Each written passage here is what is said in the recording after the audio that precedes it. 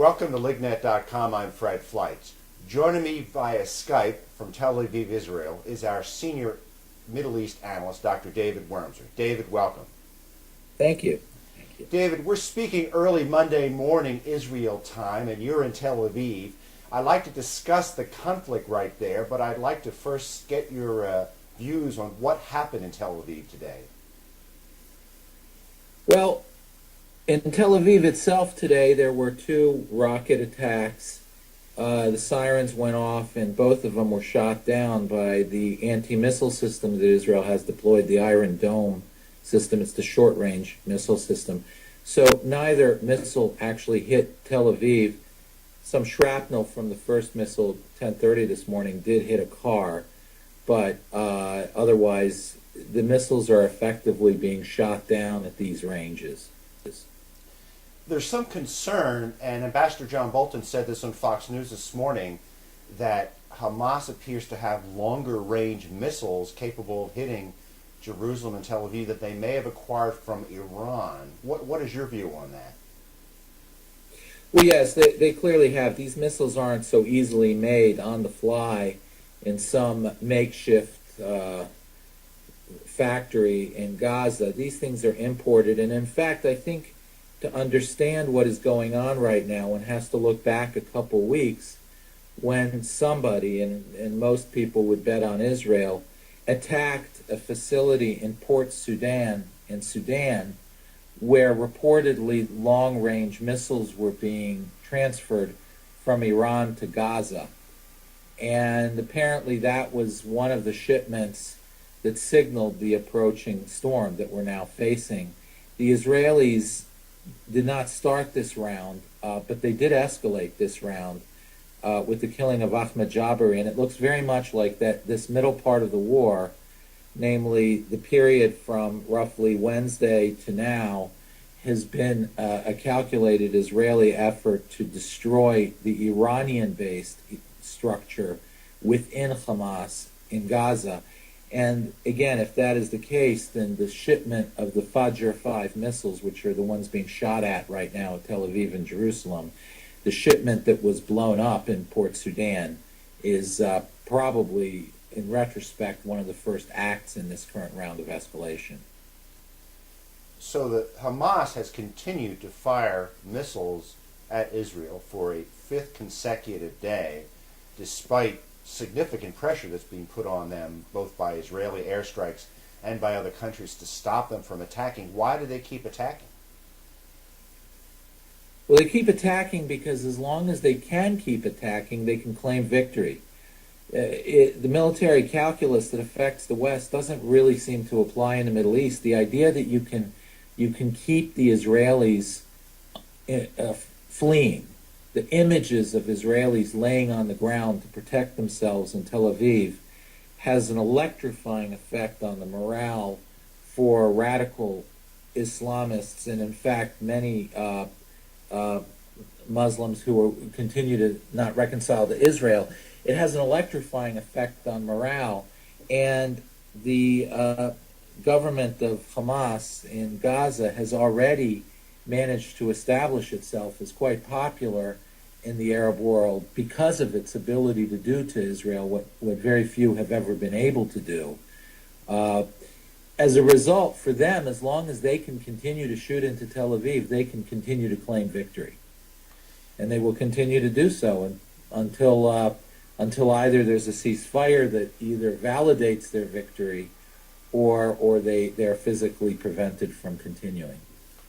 Let's talk about the ceasefire efforts. Egypt supposedly is trying to broker a ceasefire along with Qatar and Turkey. But at the same time, Egyptian and Turkish officials have said some pretty harsh comments against the Israelis, as did the Arab League yesterday. What is your take on these ceasefire negotiations? Well, there's a couple parts to it. The first part is what the Egyptian role is. I would more or less kind of neglect the Turkish role. I think the Egyptian role is the most important one here. And there's a couple aspects to the Egyptian role. Then, of course, there's also Hamas and what Hamas is thinking. The Egyptian role is very interesting. Over the last month, Egypt has had several opportunities to escalate against Israel in terms of tensions. There's not a great relationship right now, even though the peace treaty continues to survive. But there were some disputed areas of Israel's maritime zone called the Economic Exclusion Zone, Israel's maritime zone and Egypt's maritime zone. And Egypt could have used that to call on the international community to reopen some of the border questions. And they didn't do it. They, in fact, confirmed that the Israeli line had validity. So we've seen a pattern in Egypt over the last month of significant rhetoric, but when it really comes down to it, they're not now, and I emphasize not now rather than as a permanent thing, really behaving as if they want to jettison the peace treaty or raise tensions with Israel. So in this current round, I think they were sort of caught uncomfortably facing the pressures from the street, which are screaming for Egypt to take a more active role to support their Arab Palestinian brethren. But at the same time, the larger policy of the government currently, which is it relies heavily on the IMF loans and continued aid from the United States, and for the moment it has not fully consolidated its power in Cairo, in Egypt. So it needs time before it engages in anything dramatic. So under the surface, they're trying to tamp this down. On the surface, they have to answer the pressure coming from the Arab world, from Iran, from Gaza itself, screaming for an intervention. So there you see the Egyptian schizophrenia. As far as Gaza goes, Hamas itself right now appears to want a ceasefire. It is laying down impossible conditions for Israel, the result of which is that the negotiations are not really progressing too much. But it's generally assumed by the Israelis that Hamas will want to tamp this down. And Israel wants to establish new rules of the game around deterrence with Hamas. The danger is that there's also elements within Hamas which are ultimately loyal to Iran, and those structures Israel's trying to destroy. It's a continuation of a flare-up last March. The Israeli assumptions on Hamas mainstream, that they are ultimately tied to Egypt and follow Egypt's interests, are being tested right now. And we'll see in the next couple days whether Hamas indeed really moves aggressively to try to calm the situation down and bring this back to a stabilized state, or whether Hamas continues to engage along with those pro-Iranian factions in the type of escalation that make it impossible for this to end at the moment. Well, how about the Western role? I understand that European states are putting a lot of pressure on Israel to stop its airstrikes and to move forward with a ceasefire. President Obama made similar comments in a press conference in Thailand today. How would you assess what the West is doing to end the conflict? Well, it's a traditional Western policy of wanting to de-escalate and to take some sort of distance from the conflict itself and being implicated in it as being too pro-Israeli. So while the West generally did say a number of things in the last few days that generally support Israel's right to defend itself, and while theoretically they still maintain that, in point of fact, they're trying to insert themselves as a broker, and they're trying to, again, tamp down the conflict.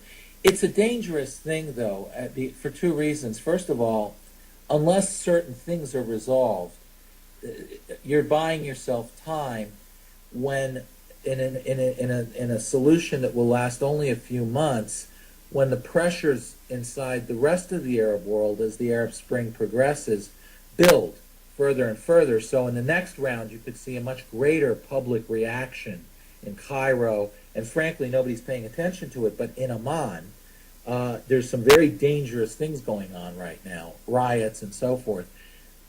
These things will only get worse with time. So in many ways, kicking the can down the road here doesn't really buy time for a better solution later.